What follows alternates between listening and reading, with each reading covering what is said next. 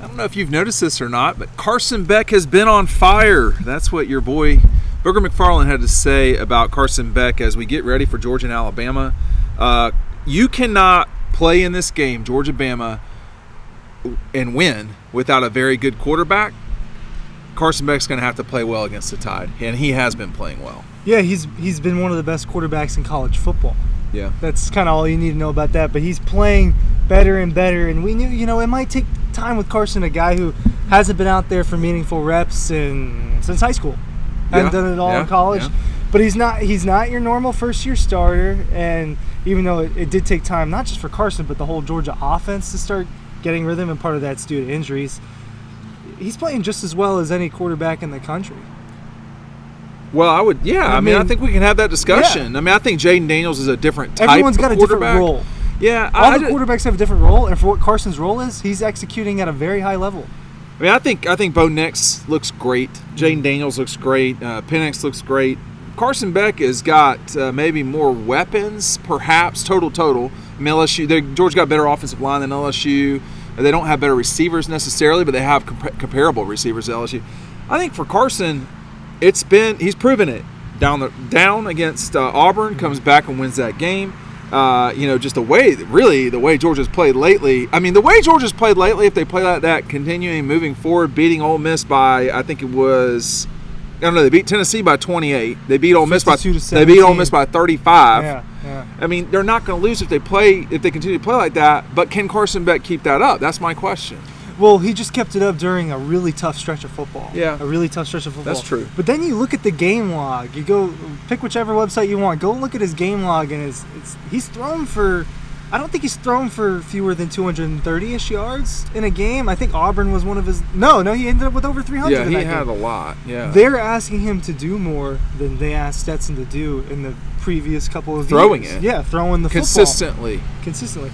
He's been accurate. I think it's just the high-level throws that we see on a week-in, week-out basis where he's fitting it in really tight windows, the zip on the ball. You can tell that it's coming in hot with some of these receivers. You can see it in their eyes. Ooh, the ball's right here at me. He's lasering it in there. He's doing his job, limiting mistakes. And that's what a lot of these quarterbacks, like you just rattled off, that's something in common.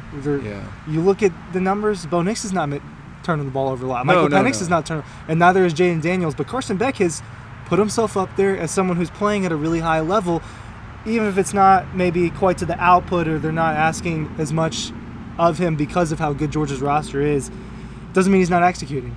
Yeah, and they got a huge test against Alabama. If you're looking for a great Christmas gift, there's not a lot of these left. Kelee Ringo signed DAWGSTRUCTIONs. We've talked about this for a long time. The link is down below. Make sure you're taking advantage of this. This is obviously a collector's edition. We don't even have 100 left. So I don't know how long this will last. Pick that up down below. I think for Carson, when during rivalry weekend, I guess is what it's called. But when you watch Bo Nix, this guy's almost hitting 80% of his passes. Obviously, Oregon's. I think he is hitting 80% of his passes. Oregon is definitely trouble. But the Michigan quarterback, who probably needs to get healthy, but even then, Michigan, Ohio State, you watch them play, it's not good offense. I don't want to hear about the defenses. I mean, you got to be able to complete wide open passes, and that's just not happening. In this league, you've got seriously impressive defenders, guys who are skilled. The speed of the game down here is just a different level than maybe you see out west, and certainly in the Big Ten. And Carson's had to deal with that along the way. Matt DeBerry and I have seen Carson for a long time. We were pretty confident about what he could do coming into the season. I don't think it was an unreal start, but boy, from really the second half of the Auburn game on, Georgia's just been a totally different beast. And a lot of it's because of Carson Beck. Yeah, and not exclusively. It's not exclusively him. You get Ladd McConkey woven back into the mix and healthy. All that stuff. You have Bowers in and out, and Carson's played well regardless of if any of them are in the lineup. That's kind of the truth about it. Was it super pretty at the beginning? No, but it wasn't super pretty from an entire Georgia standpoint. It wasn't just Carson Beck, and even then, Georgia was playing better than people gave them credit for. Well, I think, yeah. I mean, the Vanderbilt game jumps out to me, as a game where Georgia played better than maybe the score indicated, certainly better than its fans acted like. That was Carson's worst day on the year. I think that was his worst day on the year. It was his worst performance. Now, you could tell after that. He could tell. You're going up against an Alabama team that certainly has very good defense, okay, which they always do. Maybe not like the elite ones from 10 years ago. But they're going to have to, obviously, it goes without saying, you have to outscore the other side. That doesn't mean you got to score in the 40s. Alabama will be a tremendous test for Georgia and Carson. Missouri is way better than maybe we thought. They're the top 10 team in college football. For sure. The ranking is justified. For sure. Yeah, I mean, they're at 9 and Alabama's at 8. Now, I don't know that I would put Alabama at 8, but that's me. And, that is going to be about what Georgia's going up against. They're about a 4.5-point favorite. We'll see where this thing settles in over the week. But, you're a 4.5 point favorite. You should win the game. You're the better team. But again, getting back to what Booger said about Carson, and let me get the exact quote about what he said. As you can tell, we're just lounging in the backyard in our eco-polys. We're just hanging out. Yeah, and we got some grass work or some yard cutting over there. But there's no better place to be in the fall. We're getting on close to winter here. These in particular chairs, these are the ones I like. I was at the beach this past week with my in-laws, which is a dangerous thing, as we all know. And I sat in some chairs similar to this from a competitor. And I'm not saying this because of our friends at Eco Poly. I'm not just saying this. These are so much more comfortable. Good. Than the other ones, and it's because it's made well. I mean, it's made in the heart of Georgia and everything you've heard us say, but I'm just saying that other people manufacture these, it's not as good. It just is not. You could sit here and watch a game in this, man. You totally could. And we don't have cushions, but you can get them, and you can get them in different colors too. Booger says Carson Beck has been on fire. Is that accurate? Yeah, he's been a little bit strong the last couple weeks.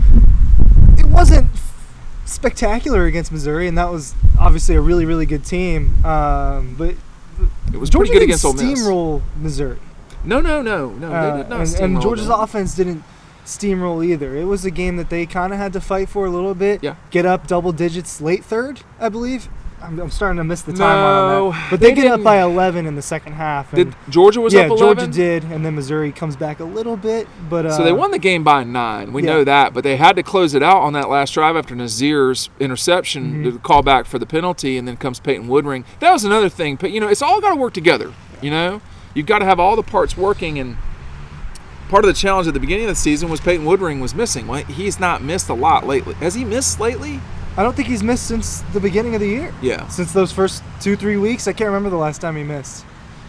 I mean, I'm being serious. I don't remember the last time. So it's sort of all coming together for this Georgia team as they get ready for an Alabama program that, is super. I wouldn't say desperate, but is eager to snatch their crown. There's a bit of desperation. Okay. It's win or go, or you don't make the playoffs. Well, for sure for Alabama. Yeah, for Alabama, there's more desperation. As certain that that's the case for Georgia because we don't know what's going to happen on championship weekend. No, it could all play out. It could really fall apart. It could be chaotic. The chaos too, Ryan, could be below Georgia. It could. I mean, is Texas going to be 12-1 and left out? We don't know. What's going to happen with Oregon, Washington? The game. I'm just super excited about that game. I feel like there's been so much riding between those two teams all year, and it's going to come down to that. Texas, with Michigan and Ohio State, do they deem that the loser of that game is deserving to go in? So not from what I saw, but it'll be tough. Not from what I saw. What do you do with Florida State if they look pretty good? It's hard to ignore that if they're 13-0. That's just we don't know if they're going to be 12-0 when we're recording this even, but if they are 13-0, do they deserve? I don't. The deserve argument is an aspect of this. The committee needs to take the 4 best teams. That should be a fact, but it's certainly my opinion, and that's just where we are with things. But I think in order if Carson plays well against Alabama, Georgia will hoist another wooden trophy, the final one with East and West in the SEC. If Carson continues to play well after that, they'll hoist 2 more trophies. One likely at the Sugar Bowl, which is a dangerous trophy. You're going to want to watch yourself on that one. It's extremely heavy. And then, the national championship trophy, which is not nearly as large. What does he need to watch out for with Alabama? He's got to do what he's been doing, and it's making quick reads, getting the ball at the play. These guys are open. It's not every play that Carson Beck is fitting it into a tight window. It's not every play that Carson Beck has got to really do something super difficult. Sometimes Marcus Rosemy-Jackson is on a seam with no one around him. Sometimes Brock Bowers is. Sometimes Ladd McConkey does that little stutter and go, and he's got 5-10 yards between him and the corner. So for Carson, it's about limiting mistakes and getting the ball out quick against an Alabama defense that would arguably be the best it had played all year. I think Missouri's defense was pretty good at dealing with Georgia. And they put up 30, but it was at home. Right. And the pressure that they put on him, they hit him early. But, I like Georgia in the game against Alabama. But they got to go out and do it. Anyway, we'll have everything covered for you from the Dome on Saturday. Make sure you're watching everything on Dawg Post. We'll see you on the next video.